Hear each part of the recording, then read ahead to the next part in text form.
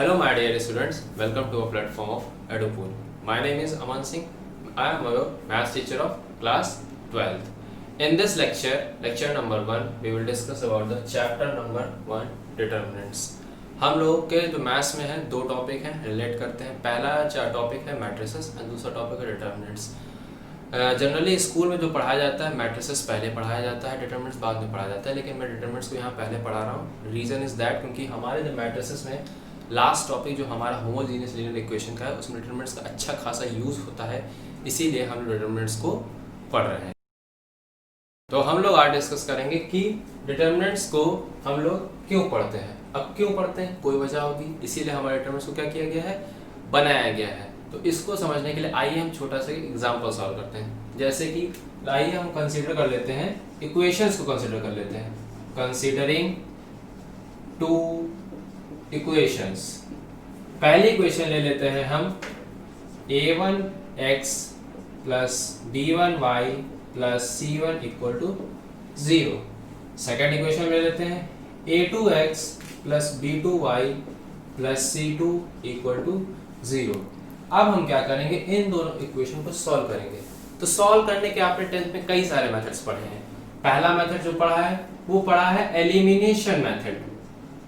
हमने पहला जो मेथड पढ़ा हुआ है, एक मेथड पढ़ा हुआ है एलिमिनेशन मेथड पढ़ा हुआ है. सेकंड मेथड जो पढ़ा हुआ है वो हमने पढ़ा हुआ है substitution method. Substitution method. Third number पे जो हमने मेथड पढ़ा हुआ फाइनली क्रॉस मल्टीप्लिकेशन मेथड पढ़ा हुआ है. क्रॉस मल्टीप्लिकेशन मेथड पढ़ा हुआ है. तो अब हम क्या करेंगे, इन जो इक्वेशंस को इन तीनों में से किसी एक बेसिक सी इक्वेशन पे हम क्या करेंगे, सिंपलीफाई कर लेंगे. कोई एक मेथड को लेट अस अज्यूम कि हमने एलिमिनेशन मेथड को यूज करके इस इक्वेशन को सिंपलीफाई करने की कोशिश की. तो इसको इक्वेशन ले लेते हैं 1, इसको इक्वेशन ले लेते हैं 2. तो एलिमिनेशन मेथड में हम क्या करते हैं, एलिमिनेशन मेथड में हम सिंपल वेरिएबल्स को क्या कर देते हैं, एलिमिनेट कर देते हैं, और जो सेकंड वेरिएबल होता है उसको हम क्या कर लेते हैं, सॉल्व कर लेते हैं. तो आइए करते हैं. पहली equation a1x plus b1y plus c1 equal to 0. तो इस इक्वेशन को हम प्री मल्टीप्लाई कर देंगे, किसके साथ, a2 के साथ कर देंगे. ठीक है, तो इसको a2 से मल्टीप्लाई करने में आएगा a1 a2x plus b1 a2y plus c1 a2 equal to 0. ये हो गई. ये इक्वेशन नंबर 3 नाम दे दिया. इसी तरह हम इक्वेशन नंबर 2 को किससे मल्टीप्लाई कर देंगे, इसको मल्टीप्लाई कर देंगे विद a1. इसमें एक चीज नोट करने वाली, पहली चीज नोट करने वाली कि हम इसमें एलिमिनेशन x कर रहे हैं, y की हम वैल्यू को फाइंड आउट करेंगे. तो क्या करते हैं, मल्टीप्लाई कर देते हैं विद a1. तो ये हो जाएगा a1 a2x और ये हो जाएगा b2 a1y plus c2 a1 equal to 0. Equation number 4. अब हम लोग क्या करेंगे, दोनों इक्वेशन को सब्ट्रैक्ट कर देंगे. तो सब्ट्रैक्ट कर देंगे, तो सब्ट्रैक्ट में ये बराबर वैल्यू है, एलिमिनेट हो जाएगी. इसमें क्या आ जाएगा, b1 a2y minus b2 a1y plus c1 a2 minus c2 a1 equal to 0. ये हमारा आ गया. अब हम क्या करेंगे, y की वैल्यू को यहां से फाइंड आउट कर लेंगे. तो देखिए y कॉमन आ जाएगा, y कॉमन आ जाएगा तो क्या बचेगा, b1 a2 minus b2 a1 plus क्या आ जाएगा, इसको हम उधर ट्रांसपोज कर लेते हैं तो आ जाएगा c2 a1 minus c1 a2. y क्या आ जाएगा, y आ जाएगा c2 a1 minus c1 a2 और b1 a2 minus b2 a1. तो ये क्या आ जाएगा, हमारा y आ जाएगा. अब हमने y की वैल्यू को क्या कर लिया है, निकाल लिया है. तो अब हम क्या करेंगे, x की वैल्यू को भी निकाल लेते हैं, same method by using the elimination method. तो लाइए इसको भी कर लेते हैं. तो ये इक्वेशन को अब वही जो पुरानी इक्वेशंस हमने ली थी उन्हीं को क्या करते हैं, फिर से एलिमिनेशन मेथड की मदद से मल्टीप्लाई करेंगे, लेकिन इस बार फैक्टर्स को बदलेंगे. पिछली बार फैक्टर्स a1 a2 थे क्योंकि x को एलिमिनेट करना था. इस चांस में हम y को एलिमिनेट करेंगे तो उसके लिए फैक्टर्स का इस्तेमाल करेंगे, b1 b2 का इस्तेमाल करेंगे. तो ये इक्वेशन नंबर मान लेते हैं ये 1 ही है, 2 ही है जो पिछली बार भी ली गई थी. तो इस इक्वेशन को मान लीजिए मल्टीप्लाई किया गया विद b2. तो ये बन जाएगी a1 b2x plus b1 b2 y plus c1 b2 equal to 0 और इस इक्वेशन को हम लोग मल्टीप्लाई करेंगे with b1 a2 b1 x plus b2 b1 y plus c2 b1 equal to 0. This is number 3, this is number 4. So this is equation number 3, this is equation number 4. तो अब हम क्या करेंगे, इसको भी क्या कर लेंगे, सब्ट्रैक्ट कर लेंगे. समझ में? सब्ट्रैक्ट कर लेंगे तो ये वैल्यू सेम है, कट जाएंगी. x okay, ये क्या बन जाएगा, a1 b2 x minus a2 b1 x plus c1 b2 minus c2 b1 equal to 0. यहां से हम x की वैल्यू को फाइंड आउट करेंगे. तो x की वैल्यू को जब फाइंड आउट करेंगे x कॉमन आ जाएगा, x शुड बी कॉमन. तो ये आ जाएगा a1 b2 minus a2 b1 equals to c2 b1 minus c1 b2. x equals to a1 x equals to c2 b1 minus c1 b2 upon a1 b2 minus a2 b1. तो हमने y की value निकाल ली है और x की value को हमने क्या कर लिया है, फाइंड आउट कर लिया है. अब देखिए, अगर आप इन दोनों की इक्वेशंस को देखें तो ये काफी कॉम्प्लिकेटेड किस्म की, जैसे कि y दिया है c2 a1 minus c1 a2 b upon b1 a2 minus b2 a1. x क्या दिया है, c2 b1 minus c1 b2 upon a1 b2 minus a2 b1. अगर हम देखें तो ये काफी कॉम्प्लिकेटेड है. तो अगर आपको या तो आपके पास एक तरीका है, पहला तरीका क्या है कि इक्वेशन डायरेक्ट दी है, डायरेक्ट को उसको सॉल्व कीजिए. या दूसरा तरीका है कि आप इन वैल्यूज को डायरेक्टली याद रखिए और उसमें वैल्यू पुट कर दीजिए, आपके आंसर आ जाएंगे. लेकिन जब हम एलिमिनेशन मेथड या इन सब का इस्तेमाल करते हैं तो अप टू 2 वेरिएबल्स तो बड़ी आसानी होती है. लेकिन जब 3 वेरिएबल्स आएंगे, 4 वेरिएबल्स आएंगे, 5, 6, 7, 8 इस तरीके से कई सारे वेरिएबल्स आएंगे तो एलिमिनेशन मेथड, सब्स्टिट्यूशन मेथड भी हमारा साथ छोड़ देते हैं. तो हमें क्या करना होता है, हमें कोई ऐसी चीज चाहिए जो कि इजीली क्या हो सके, याद भी हो सके और क्या हो सके, दूसरी चीज हम उसको इजीली सॉल्व भी कर सकें. अब इस तरीके से इक्वेशन, अब ऐसा है कि 6 वेरिएबल की हमने क्या की, इक्वेशन निकाल ली, x y z सबकी इक्वेशन निकाल ली. तो कई सारे वेरिएबल्स होंगे, उनके लिए कई सारी इक्वेशंस होंगी, सबको याद रखना, उसमें वेरिएबल पुट करना बहुत ही कॉम्प्लिकेटेड सवाल होता है. तो हमें ऐसा कोई रिप्रेजेंटेशन चाहिए जिसकी वजह से हमें वैल्यू याद रखने में काफी आसानी हो. तो यही काम करते हैं हम यहाँ पे. अब देखिए क्या कर सकते हैं, जैसे y का हमने थोड़ा सा क्या किया, उसका रिप्रेजेंटेशन बदलने की कोशिश की. रिप्रेजेंटेशन बदलने की कोशिश की, जैसा कि हमने कहा कि इसको ना लिख के हम किसी तरीके से इसको रिप्रेजेंट कर दें जिसमें हमें याद रखना आसान हो.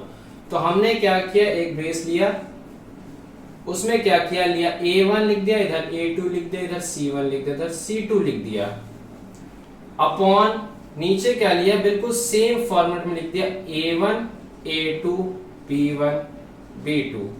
और इस चीज को सॉल्व करना सभी को आता है, इस ब्रैकेट को पूरा सॉल्व करना सभी को आता है क्योंकि इस चीज को हमने क्रॉस मल्टीप्लिकेशन में देखा है. अभी अगर हम इस चीज को सॉल्व करें तो ये ऐसे जाएगा और ये कुछ इस तरीके से जाएगा. तो ये बन जाएगा a1 c2 minus c1 a2 और नीचे वाला भी इसी हिसाब से सॉल्व होगा. तो ये बनेगा a1 b2 minus b1 a2. ये बन गया. अब देखिए इसको हम इससे मैच करने की कोशिश करते हैं. तो a1 c2 मैच हो गया, माइनस मैच हो गया, c1 a2 मैच हो गया. अब देखिए a1 b2, तो a1 b2 यहाँ पे नेगेटिव में है और यहाँ पे b1 a2 क्या है, नेगेटिव में और यहाँ पे पॉजिटिव में. तो हम क्या करेंगे, हम कुछ नहीं करेंगे, एक एडिशनल माइनस साइन यहाँ पे लगा देंगे.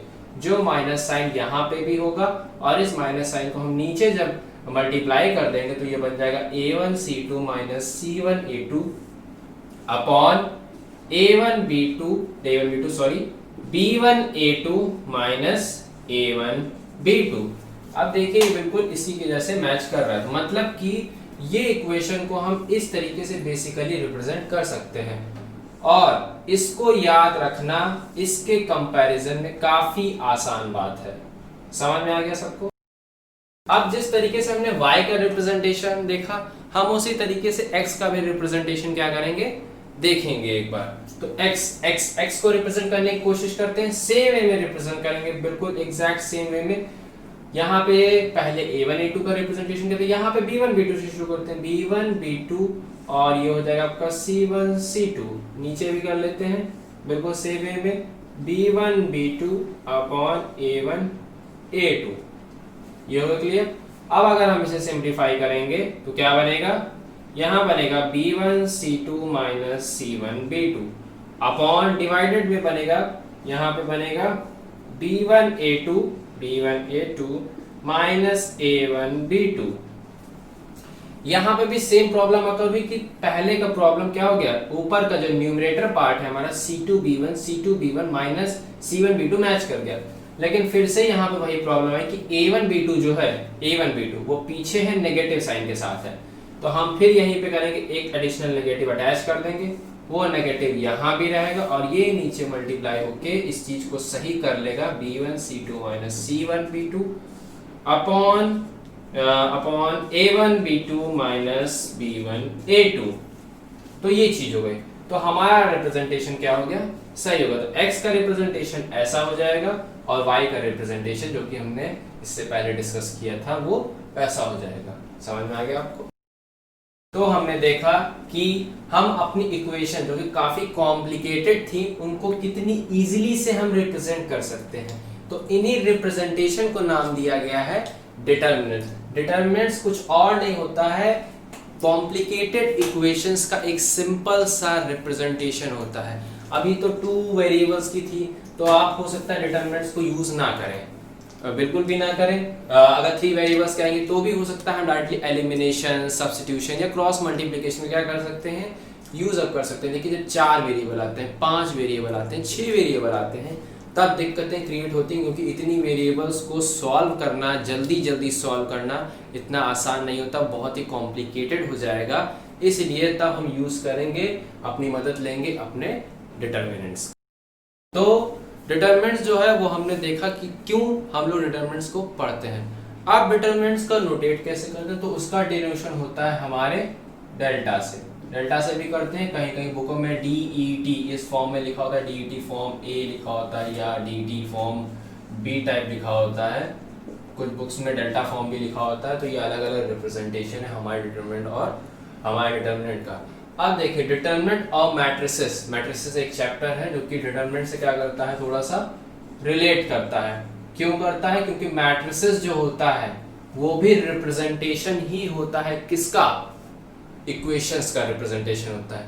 दोनों में एक बहुत ही बेसिक सा फर्क होता है। बेसिक सा फर्क ये होता है कि डिटर्मिनेंट्स जो होता है हमारा सॉल्वेबल होता है, मतलब कि हम इसकी एक फाइनाइट वैल्यू ऑब्टेन कर सकते हैं, जबकि मैट्रिसेस में ऐसा कुछ नहीं होता है। वो सिर्फ रिप्रेजेंट किया जा सकता है, उसे सॉल्व नहीं किया जा सकता है। इसको सॉल्व क्या नहीं किया सकता, नहीं किया जा सकता। अब हम आगे डिस्कस करते हैं कि दोनों में और क्या क्या डिफरेंस है।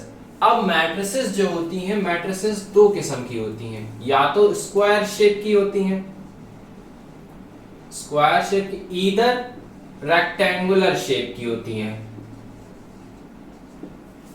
जबकि डिटर्मिनेंट्स सिर्फ और सिर्फ स्क्वायर शेप का होता है। डिटर्मिनेंट्स में जो होता है उसकी रोज और कॉलम्स का हमेशा जो नंबर होता है वो बराबर होता है। डिटर्मिनेंट्स में रोज इक्वल्स टू कॉलम्स, मतलब कि जितने नंबर ऑफ रोज होंगी उतने ही नंबर्स ऑफ डिटर्मिनेंट्स में कॉलम्स भी होंगे। तो हमने अभी जाना कि मैट्रिसेस और डिटर्मिनेंट्स के बीच में डिफरेंस क्या होता है, कौन सॉल्वेबल है, कौन सॉल्वेबल नहीं है।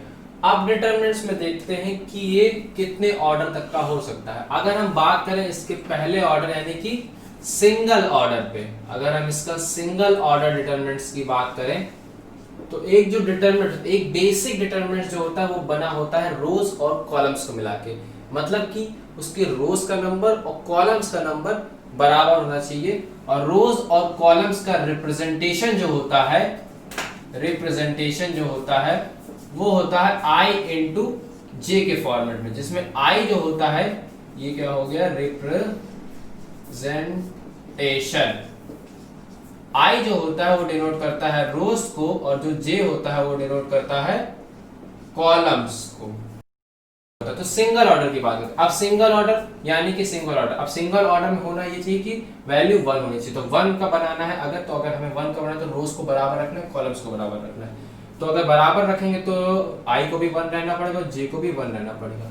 तो इसका मतलब ये होता है कि एक डिटरमिनेंट में, अब अगर हम इसका एक सिंगल ऑर्डर का एक डिटरमिनेंट बनाएंगे तो 1 क्रॉस 1 यानी कि एक रो है और एक कॉलम है, तो एक रो और एक कॉलम में सिर्फ और सिर्फ एक एलिमेंट एग्जिस्ट कर सकता है। अगर हम इस डिटरमिनेंट को देखें तो इसमें एक रो भी है और एक कॉलम भी है।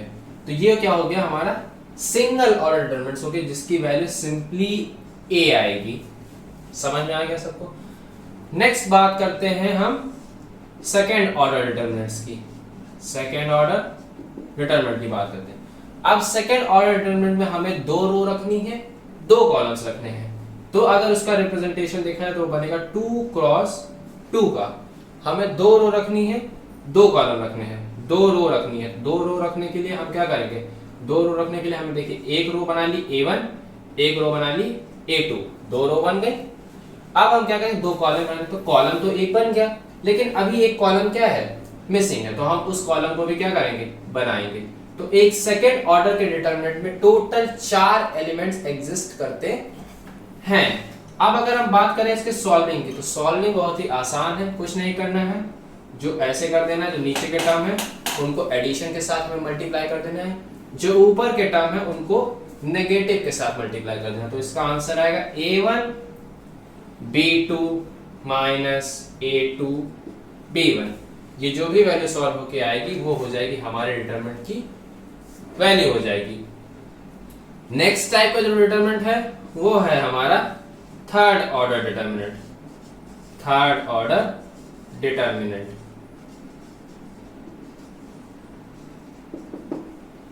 थर्ड ऑर्डर डिटरमिनेंट में क्या होता है, थर्ड ऑर्डर डिटरमिनेंट होता है उसमें रोज भी हमें 3 रखनी है और 3 कॉलम्स भी रखने हैं। मतलब कि जो रिप्रेजेंटेशन होगा वो बनेगा 3 क्रॉस 3 का बनेगा। Third order determinant, third order determinant में 3 रोज और 3 कॉलम्स का होना जरूरी है। तो हम बनाते हैं थर्ड ऑर्डर डिटरमिनेंट को बनाते हैं। तो 3 रोज बनाते हैं। तो A1 एक रो बन गई, ये इस तरीके से एक रो आगे बनती रहेगी, जितने एलिमेंट्स रखने रख सकते हैं। A2 दूसरी रो बन गई, जितने एलिमेंट्स रखने हैं हम रखते चले जाएंगे इसमें। A3 हमारी एक तीसरी रो बन गई, जितने एलिमेंट्स हमें रखने हैं हम रखते चले जाएंगे। अभी एलिमेंट्स पे कोई डिस्कशन नहीं है, हमें इसने कहा था 3 रो बनानी, तो हमें 3 रो बनानी इसके हिसाब से। अब हम क्या करेंगे, हमें 3 कॉलम भी बनाने। तो एक कॉलम तो तैयार हो गया, अब हमें दूसरा कॉलम भी बनाना है। तो दूसरा कॉलम बनाना है, तो ये सेकंड कॉलम तैयार हो गया, लेकिन हमें यहाँ भी तो बनाना है। तो इसमें भी हम एलिमेंट्स क्या करेंगे, प्लेस करेंगे। इसी तरह अब 2 कॉलम में हमें बनाने कितने, टोटल 3 कॉलम बनाने। तो हम एक थर्ड कॉलम भी क्रिएट करेंगे। क्यों, क्योंकि 3/3 की है, एक स्क्वायर है, तो कोई भी एलिमेंट्स खाली नहीं हो सकता है। ये हमारा डिटरमिनेंट हो गया किसका, 3/3 का डिटरमिनेंट हो गया। समझ में आ गया सभी को? अब हम डिस्कस करते हैं इसकी सॉल्विंग पे। तो सॉल्विंग करना बहुत ही आसान होता है, कुछ नहीं करना है। आप किसी भी रो को या किसी भी कॉलम को, पहली चीज डिटरमिनेंट्स में एक इंपॉर्टेंट चीज ये होती है कि हम किसी भी डिटरमिनेंट को किसी भी रो के अलोंग या किसी भी कॉलम के अलोंग एक्सपैंड कर सकते हैं। इस रो के अलोंग करना है, इस रो के किसी भी रो के अलोंग एक्सपैंड करना है, या इस कॉलम के अलोंग या इस कॉलम या इस कॉलम, किसी के भी अलोंग एक्सपैंड कर सकते हैं। हमें एक चीज का जो ध्यान रखना होता है वो होता है साइन नोटेशन होता है। अब साइन नोटेशन कैसे चलता है, साइन नोटेशन बहुत ही आसान होता है, कुछ नहीं करना है। प्लस से शुरू करेंगे और सब में रखते जाएंगे, plus minus plus minus plus minus plus minus plus minus plus minus plus minus plus. अब हम समझ लेते हैं, हम क्या कर लेते हैं कि किसी रो के अलावा एक्सपैंड कर लेते हैं। जैसे कि एक्सपैंडिंग अलोंग R1 के अलावा एक्सपैंड कर लेते हैं। तो जब R1 के अलावा एक्सपैंड कर लेते हैं तो R1 पे हम सिर्फ फोकस रहेगा, हमारा सारा फोकस रहेगा इस R1 पे, हमारा सारा फोकस रहेगा। तो R1 का पहला एलिमेंट क्या है, A1 किस साइन के साथ है, प्लस साइन के साथ, यानी प्लस A1। अब हम क्या करेंगे कि जो भी एलिमेंट लिया गया है उसके अलोंग रो और उसके अलोंग कॉलम को हम क्या कर देंगे, छोड़ देंगे और बाकी सारे एलिमेंट्स को कंसीडर कर लेंगे। तो इसके अलोंग रो को, इस रो को छोड़ देंगे, इस कॉलम को छोड़ देंगे, तो बचेंगे कितने एलिमेंट्स, ये 4 एलिमेंट्स बचेंगे। तो इनको लिख लेते हैं in the form of determinants b2 c2 b3 c3, ये हो गया। इसी तरीके से हम सेकेंड एलिमेंट पे आते हैं। तो सेकेंड एलिमेंट कौन है, b1 है, किस साइन के साथ है, माइनस के साथ है। इसमें भी सेम प्रोसेस रिपीट करना है, उसके अलोंग रो और कॉलम को हमें छोड़ देना है। तो हम इस रो को छोड़ देंगे और इस कॉलम को छोड़ देंगे। तो एलिमेंट्स देखिए कौन कौन से बचे। अब हमने ये रो छोड़ दी, ये कॉलम छोड़ दिया, तो 1 2 3 4, ये 4 एलिमेंट बचे हमारे पास। तो इनको भी डिटरमिनेंट के फॉर्म में लिखते हैं a2 c2 a3 c3, ये हमने लिख लिया। सेम प्रोसेस रिपीट करना है विद द थर्ड एलिमेंट। ये साइन किसके साथ है, प्लस c1 के साथ है।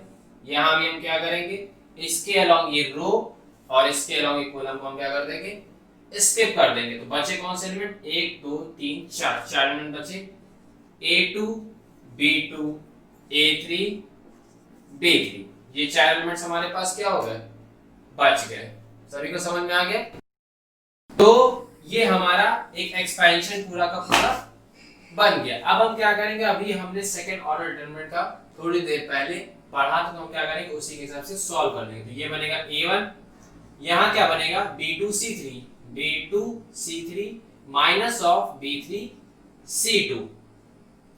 अगले पहुंचते एलिमेंट पे, तो माइनस ऑफ b1, यहाँ बनेगा a2 into c3 यानी a2 c3, और फिर नेगेटिव लेंगे, फिर a3 c2 लेंगे, प्लस c1, यहाँ भी सेम काम करेंगे, a2 b3 minus a3 b2। तो ये क्या हो गया, ये हमारा हो गया थर्ड ऑर्डर डिटरमिनेंट का एक्सपेंशन हो गया। अब वैल्यू निकालनी है, तो इसमें वैल्यू पुट कर देंगे, तो हमारे थर्ड ऑर्डर डिटरमिनेंट की पूरी वैल्यू निकल आएगी। तो हम डिस्कस करते हैं फिर नेक्स्ट टॉपिक पे, माइनर्स। माइनर्स क्या होते हैं, माइनर्स होते हैं it is obtained by deleting rows and column in which the element lies. मतलब कि क्या है कि माइनस हमें कभी भी किसी भी डिटरमिनेंट तब ऑब्टेन होगा जब हम किसी पर्टिकुलर एलिमेंट के अलोंग उसका रो और कॉलम क्या कर देंगे, डिलीट कर देंगे। जैसे कि मान लेते हैं एग्जांपल के तौर पे एक थर्ड ऑर्डर डिटरमिनेंट ले लेते हैं। थर्ड ऑर्डर डिटरमिनेंट लेते हैं, जैसे example a1 a2 a3 b1 b2 b3 c1 c2 c3, ये हमारा हो गया, क्या हो गया, थर्ड ऑर्डर डिटरमिनेंट्स हो गया। अब हम क्या करेंगे, इसमें माइनर की वैल्यू निकालते हैं। लेट अस सपोज कि हमने a1 के अलोंग माइनर की वैल्यू क्या करनी है, फाइंड आउट करनी है। तो माइनर क्या कहता है, माइनर ये कहता है कि जो भी एलिमेंट चूज किया जाएगा उसके अलोंग रोज और कॉलम्स क्या करना है, हमें डिलीट कर देना है, हटा देना है। उनको हटाने के बाद जितने भी एलिमेंट्स बनेंगे वो सब माइनर कंटेन करेगा।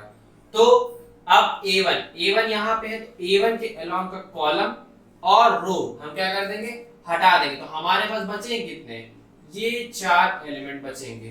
तो ये बनेगा a1 का माइनर। अब माइनर का रिप्रेजेंटेशन होता है mij से। सभी को समझ में आ गया, mij से होता है हमारा माइनर का रिप्रेजेंटेशन होता है। तो ये माइनर किसके अलोंग निकला है, इसके अलोंग निकला है। यहाँ पे i की वैल्यू क्या है, 1 है, और j की वैल्यू भी क्या है, 1 है, क्योंकि पहला एलिमेंट है।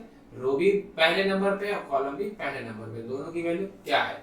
तो अगर हम बात करें m11 की, अगर हम बात करें m11 की, तो उसका माइनर क्या आएगा, b2 b3 c2 c3, ये हमारा आएगा m11 आएगा। इसी तरीके से अगर हमें किसी और का माइनर निकालना हो, जैसे कि हम पहले एलिमेंट का निकाल के हमने सोचा कि हम माइनर निकालें किसका, इस एलिमेंट का निकालेंगे, b2 का निकालेंगे। तो सबसे पहले तो b2 की लोकेशन को डिसाइड करना है। तो b2 की लोकेशन क्या है, रो नंबर कौन सी है, 2 है, रो नंबर 2 है, तो यानी कि i की वैल्यू 2 हो जाएगी। और कॉलम में एलिमेंट नंबर कौन सा है, कॉलम में j भी क्या है, 2 है, तो यानी कि हमें निकालना है m22 निकालना, तो इस एलिमेंट के अलावा तो अगर हम इस एलिमेंट के अलॉन्ग जब माइनर को निकालेंगे तो क्या करना है, हमें ये वाला पूरा कॉलम और ये वाली पूरी रो को क्या कर देना है, छोड़ देना है। तो हमारी ये वाली पूरी की पूरी क्या चली जाएगी, रो चली जाएगी, ये पूरा कॉलम चला जाएगा। तो बचेंगे कितने एलिमेंट, 1 2 3 4, यानी कि बचेगा A1 बचेगा, C1 बचेगा, A3 बचेगा, C3 बचेगा। और ये दोनों अपने में सेकंड ऑर्डर डिटरमिनेंट्स हैं, इनको सॉल्व करना अभी हमने थोड़ी देर पहले सीखा है और इजीली सॉल्व कर सकते हैं। जैसे कि इसको अगर सॉल्व करना तो इसकी वैल्यू आएगी A1 C3 C1 A3। तो हमने अभी भी डिस्कस किया माइनस के बारे में डिस्कस किया। नेक्स्ट टॉपिक क्या है, कोफैक्टर्स है। तो कोफैक्टर्स जो होता है वो भी क्या करता है, माइनस से रिलेटेड ही होता है, बस कोफैक्टर में एक एडिशनल चीज हमारे में जुड़ जाती है, -1 to the power i plus j, मतलब कि साइन प्लस होगा, माइनस होगा, क्योंकि इन दोनों के अलावा तो कोई साइन आ नहीं सकता, इधर प्लस आएगा इधर माइनस आएगा। आइए इसको एक एग्जांपल से समझते हैं। जैसे कि एग्जांपल हमने लिया एक, जैसे कि हमने पिछली बार माइनर में लिया था उसी तरीके से हमने सिंपली क्या किया, एग्जांपल इस बार भी ले लिया, 3 वाला डिटरमिनेंट ले लिया, C1 C2 C3। अब मान लेते हैं हमें कोफैक्टर निकालना है इसके अलावा, तो इसके अलावा कोफैक्टर निकालने के लिए सबसे पहले तो भैया माइनर निकालना होगा। तो माइनर निकालते हैं। तो माइनर की वैल्यू क्या है, i की वैल्यू क्या है 1 है और j की वैल्यू भी 1 है। तो हम क्या करेंगे, m1 1, इसके अलावा जब माइनर निकालेंगे तो वो क्या आएगा, b2 c3 b2 c2 और b3 c3। तो माइनर तो आ गया। अब हमें निकालना है कोफैक्टर। तो कोफैक्टर भी क्या होगा, 1 1 ही होगा, क्योंकि ij की वैल्यू निकालें तो c11।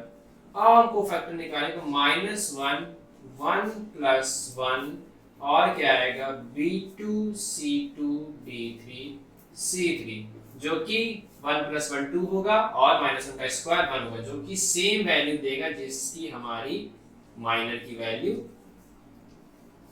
जो कि हमारी क्या करेगा, सेम वैल्यू देगा एग्जैक्ट b2 c2 b3 और c3। नेक्स्ट एग्जांपल लेते हैं। इस बार हम इसके अलोंग में निकाल के, लेट अस अज्यूम पिछली बार हमने माइनस के अलोंग निकाला था, इस बार हम क्या करते हैं कि इसके अलोंग को फैक्टर निकालने की कोशिश करते हैं। तो इसके अलोंग पहले तो हम i और j पता कर लेते हैं। तो i क्या है, i is row number 2 and column number 3। तो हमें कोफैक्टर निकालने के लिए सबसे पहले जो चीज चाहिए वो चाहिए माइनर चाहिए।